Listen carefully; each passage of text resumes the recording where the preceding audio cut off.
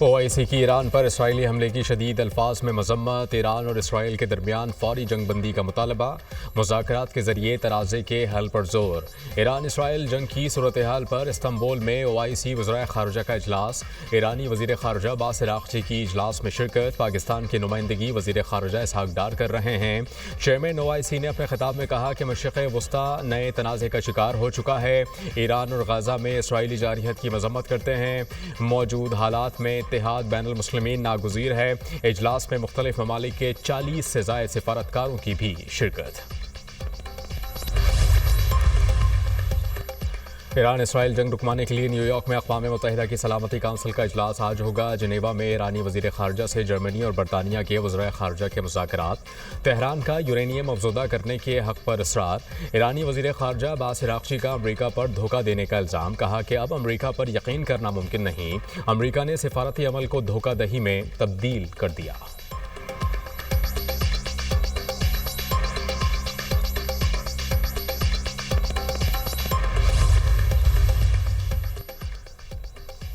रूस कह चुका है कि ईरान के एटमी हथियार हासिल करने के शवाहिद नहीं। रूसी सदर व्लादिमीर पुतिन का इलाकाई खदशात दूर करने और मुश्तरका सलामती यकीनी बनाने पर जोर। बरतानवी मीडिया से गुफ्तगू में कहा कि ईरान को पुरअमन मकासद के लिए जौहरी तवानाई के इस्तेमाल का हक हासिल है। रूस ईरान को दरकार ताउन फराहम करने के लिए तैयार है। ईरान और इसराइल दोनों को मुज़ाकरात में लचक दिखानी चाहिए। मसले के हल के लिए रास्ते और तरीक़े मौजूद हैं।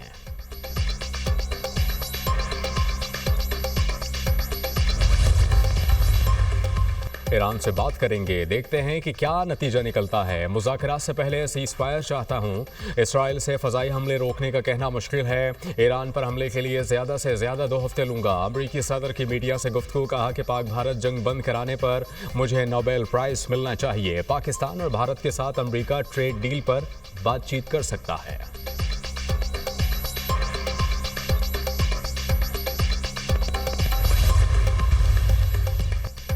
दरामदशुदा सोलर पैनल्स पर टैक्स 18 से कम करके 10% कर दिया। 18% टैक्स का फैसला मकामी सनत को फ़रोग़ देने के लिए था। वज़ीर ख़जाना मोहम्मद औरंगज़ेब का सेनेट में इज़हार ख़याल। कहा कि ज़र मुबादला में इजाफ़ा और अफराते ज़र में कमी हुई। माली नब्ज़ व ज़ब्त बरकरार रखा। कोई मिनी बजट नहीं लाए। इसराइल का ईरानी शहर इस्फहान के करीब न्यूक्लियर साइट पर हमला। ईरानी मीडिया के मुताबिक न्यूक्लियर साइट पर हमले से किसी खतरनाक मवाद का कोई अखराज नहीं हो रहा। इसराइल का पासदारान इनकलाब के ड्रोन विंग के कमांडर को शहीद करने का दावा। इसराइली मीडिया के मुताबिक अमीनपुर जवाद की फ़ज़ाई हमले में मारे गए। क़ुद्स फोर्स की फ़लस्तीन कोर के कमांडर सईद एज़दी तेहरान में फ़ज़ाई हमले में शहीद। ईरान का इसराइल पर नया हमला। 30 से ज़ायद मिसाइल दाग़ दिए। तेल अवीव, हैफा समेत इसराइल के मुतादिद शहरों में धमाके। मिसाइल के टुकड़े लगने से डैनगाश में रिहायशी इमारत में आग लग गई। हमलों में इसराइल के फौजी मराकज़, 2 फ़ज़ाई अड्डों को निशाना बनाया। ईरान में इसराइली जासूसों के खिलाफ कार्रवाइयाँ जारी। सुबह कुम से 22 इसराइली जासूस गिरफ्तार। बरतानिया और आयरलैंड का तेहरान से सिफारती हमला वापस बुलाने का फैसला।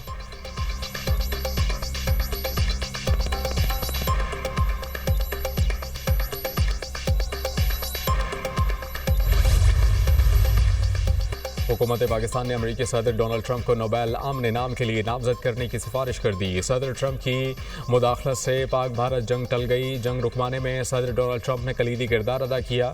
जनूबी एशिया को एटमी तसादुम से बचाया। आलमी बरादरी ने भारत की बिला इश्तियाल और गैर कानूनी जारहियत को देखा।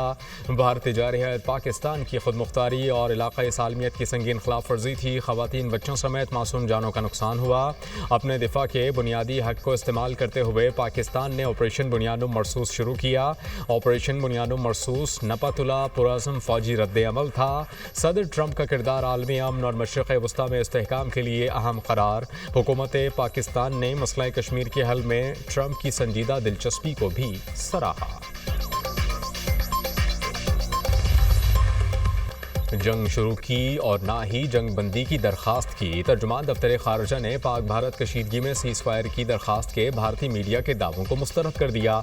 कहा कि भारतीय जारहियत का फैसला कुन जवाब दिया। इसहाक़ डार ने वाज़ेह किया है कि पाकिस्तान ने अपने दिफा का हक़ इस्तेमाल किया। सऊदी अरब और अमरीका ने जंग बंदी में अहम किरदार अदा किया। पंजाब के तमाम अस्पतालों पर खुसूसी तवज्जो दी जा रही है। मरियम नवाज सूबे की खिदमत के लिए दिन रात कोशां हैं। इनके शुरू करदा मंसूबे तकमील के मराहिल में हैं, कुछ मुकम्मल भी हो चुके।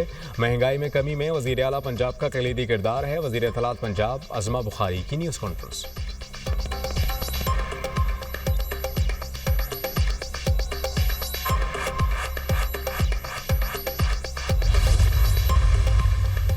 जस्टिस मंसूर अली शाह का आईनी बेंच की मुद्दत में तोसी के खिलाफ खत। 26वीं तरमीम की इस फैसले तक तोसी ना की जाए। पेशगी बता दिया था 19 जून के इजलास के लिए पाकिस्तान में दस्तयाब नहीं। तवक्को थी अदम दस्तयाबी पर इजलास मौखर किया जाएगा। माजी में एग्जीक्यूटिव मेंबरान की अदम मौजूदगी पर इजलास मौखर हो चुका। खत का मतन।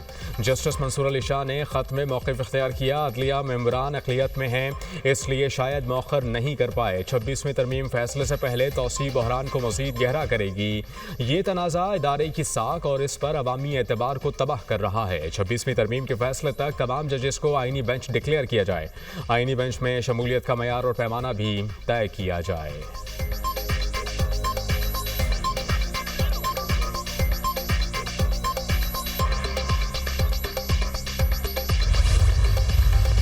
सवाबी में नामालूम अफराद की फायरिंग से 2 पुलिस अहलकार शहीद अहलकारों में कांस्टेबल जमालुद्दीन और ड्राइवर जाहिद शामिल। वज़ीर आज़म शहबाज शरीफ की पुलिस अहलकारों पर फायरिंग के वाक़े की मजम्मत।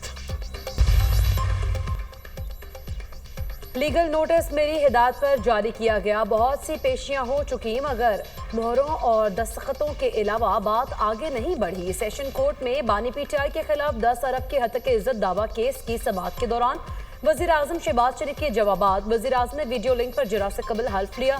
बानी पीटीआई के वकील ने सवाल किया किस सफ़े पर शनाख्त वाली मोहर लगाई गई है।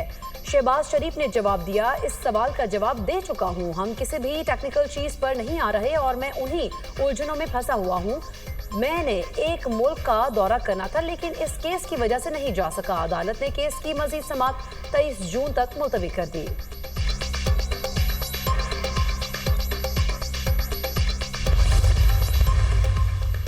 भारत को सिंतास मुआहिदा मानना पड़ेगा। भारत मुआहिदे पर अमल करे वरना पाकिस्तान जंग करेगा और तमाम 6 दरिया हमारे होंगे।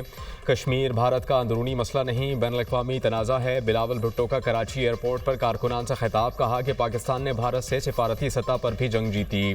पाकिस्तान का बयानिया जीत गया, भारत का बयानिया हार गया। फील्ड मार्शल अमरीकी सदर के मेहमान बने, ये भारत की नाकामी है।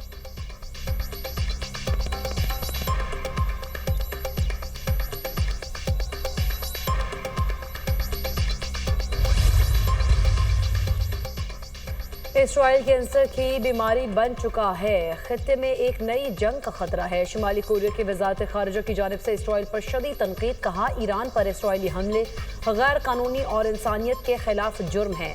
हम इसराइली जारहियत की मजम्मत करते हैं। इसराइली जारहियत पहले से गैर मुस्तहकम मशरिक़ वस्ता में वसी जंग को जन्म दे सकती है जिसके असरात आलमी अमन के लिए भी खतरनाक साबित होंगे।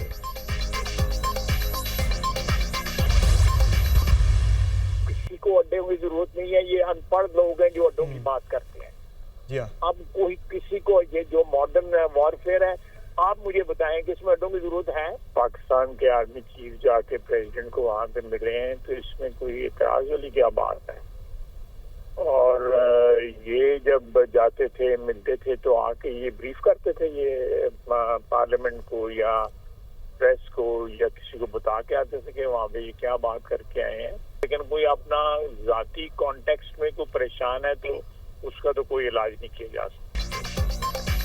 वज़ीर दिफा ख्वाजा आसिफ ने ईरान के खिलाफ अमरीका को फौजी अड्डे देने की तरदीद कर दी। Programme tonight with Samar Abbas में गुफ्तगू करते हुए कहा, कोई अनपढ़ ही इस दौर में अड्डे देने की बात कर सकता है। अपोजिशन को हर बात पर एतराज होता है, फर्क नहीं पड़ता फील्ड मार्शल मिले हैं या वज़ीर आज़म, फायदा पाकिस्तान का हुआ है।